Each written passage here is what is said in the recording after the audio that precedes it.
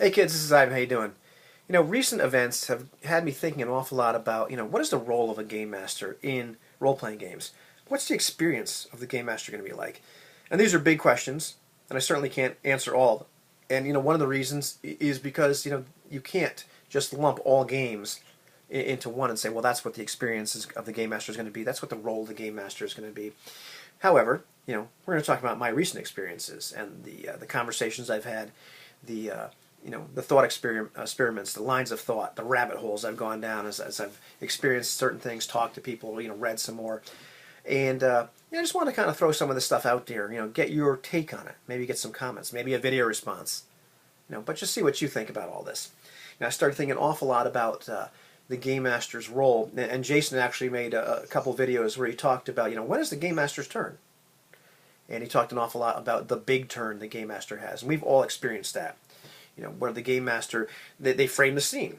They set up the scenario. They tell you who's there, what's going on. Why is this guy there? Whatever kind of information they set you up with. And then they turn to you and say, what do you do? Maybe they don't say that, but that question is still hanging there in the air. What do you do? And as players, we can jump in with our characters and we can go interact with the world. We can look over here, lift up this rug, push on this, pull on that. Go try to climb up this, try to talk to this non-player character, all the various things that our characters do. And at some point, it becomes the game master's turn again. Well, how does that happen? And I was thinking about it. There's a few different ways.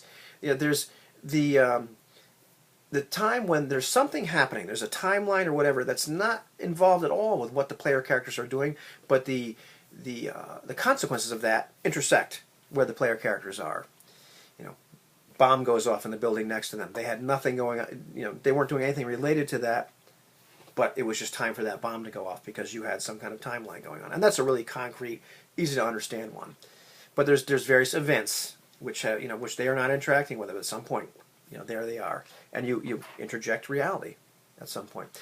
And then when they go interact with the world, when they do stuff to the world, well, the world does stuff back. And who makes that happen? Well, the game master makes that happen. So once again, then it's their turn. And it could be simply that you use fictional positioning and some common sense and say, well, this is what happens. But it's also the game master's job to then invoke, we must now roll dice. They call for the rules. They're the adjudicator. They're the referee, that sort of thing. And to me, in my experience, it's not a control freak sort of thing. It's just part of your job.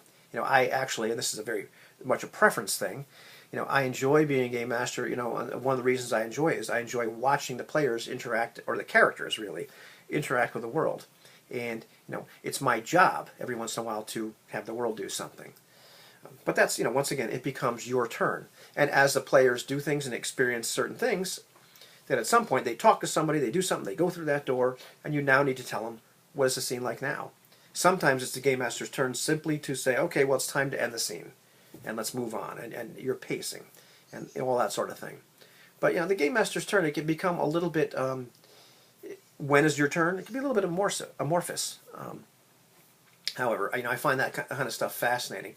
But as we were talking, and as we were experiencing some of the stuff in Powered by the Apocalypse games, we started talking about that experience of, and I believe I went and reread Uncharted Worlds. I reread Apocalypse World. Go back to the source, if you will.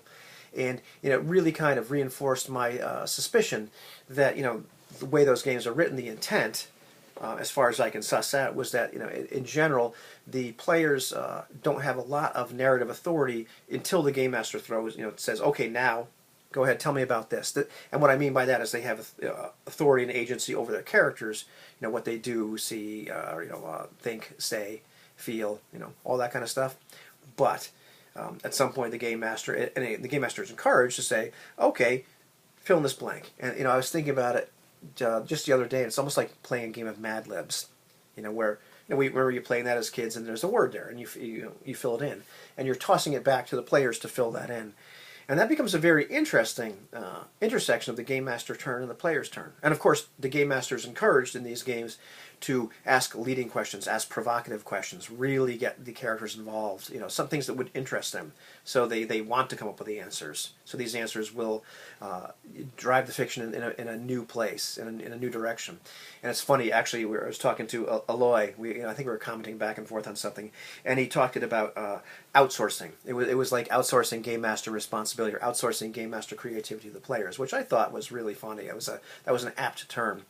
In fact, just on a preference thing or experience, I'm less. I have less of a problem with that. I actually kind of enjoy it on the game master side of the screen, if you will, because that's really kind of entertaining. To see things happen. That if you're going to do improv, the creativity that happens with a group, things happen that you never could have come up with yourself. That happens anyway in standard play, but a little bit interesting. And of course, we've always done that, I think, off and on, at least throughout my gaming career. But it was a matter of scale. Sometimes you ask players little things and say, well, fill in the blank. Tell me about this particular thing. In a Powered by the Apocalypse game, not that this video is about that. That scale gets a little bit larger. So, is it the game master's turn or the player's turn? Well, it's a little bit amorphous at that point. Really kind of interesting stuff. But once again, there is that certain point where the game master is a bit of a traffic, cop. Okay, here's where we're going to stop. And actually, Steffi Kyle gave us a really great example of, the idea that like when in Uncharted World, when Jason's character was standing around as the captain was talking to the gangster, the rabbit, part of what I could have done as a game master is simply say, hey, you recognize this particular guard, who is he? And then you continue to ask leading questions to really kind of get Jason's character to kind of build up what their relationship between the two of them was. So really really cool advice on how to play a Mad Libs game master at that point. Some outsourcing of creativity, which I thought was really kind of interesting. But then all that started to get me thinking about being a reactive game master. And I was thinking about what is the difference, at least in the way that I've played, I've seen other people play recently, in what you would call traditional games versus a game that might be more indie, for lack of a better word, whatever that means, like some Powered by the Apocalypse games. And sometimes my experience has been that if you're playing, I believe the intent in like Powered by the Apocalypse games is the idea that the fiction is constantly supposed to focus on the characters. The game master is supposed to take what those characters have said, what the players have said is of interest, or the facts they made up about the world, and turn it back on them. And that's obvious. It's very easy. I was able to do that. Even my first try, and it was clunky in Uncharted Worlds. But I thought to myself, that's not that different from some of the things that I did in Lamentations of Prussia. It's not that different from some of the things I did in my last session of All for One Regime Diabolique. The scale was a little bit different, but I took items that were of interest to those characters and turned them back on them. I saw what they were doing. I saw the paths that that they were taking in the world, because in Lamentations of Prussia, I just dropped them in the world.